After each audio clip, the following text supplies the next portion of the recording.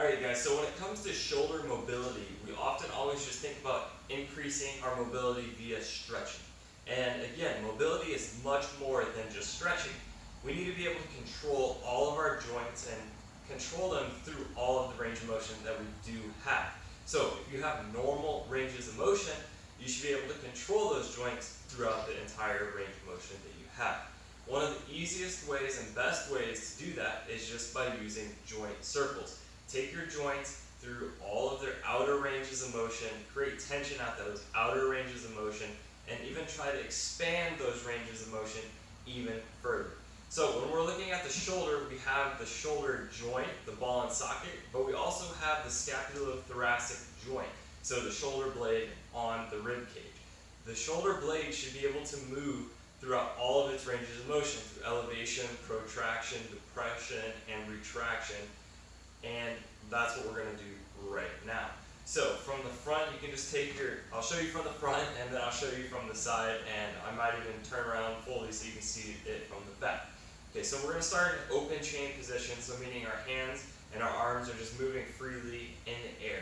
Hands down by our side, and we're just bringing our shoulder blades up into elevation, squeezing them back into retraction, bringing them down into depression, and rolling them forwards into protraction.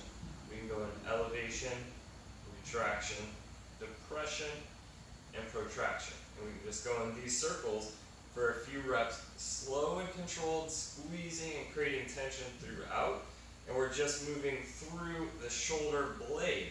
So we're not moving through our neck and we're not rounding through our spine. So from the side, it looks like this.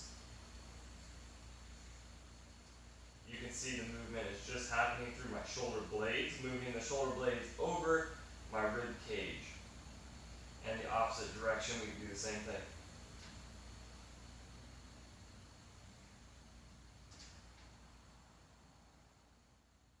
I'll even show you from the back.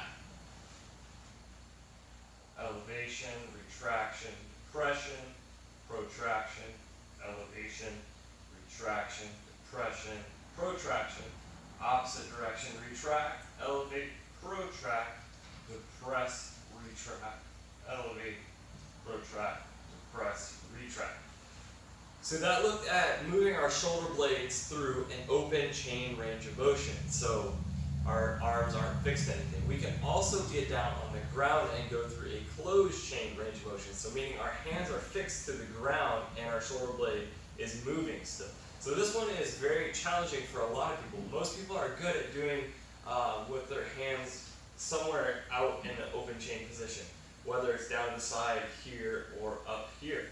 So if you're really good at that, give this one a shot down on the ground. A closed chain scapular joint circle. So same exact thing. We're not bending through the elbows, we're not moving through the spine, we're just moving the shoulder blades around. Elevation, retraction, depression, protraction, elevation, retraction, depression, protraction. Retract, elevate, protract, depress, retract, elevate, protract, depress. So that is moving our scapula around our rib cage. So we're working that scapulothoracic joint without other compensations coming from our neck or our spine. And an open and closed chain position, both are very important for normal shoulder mobility, and give it a try.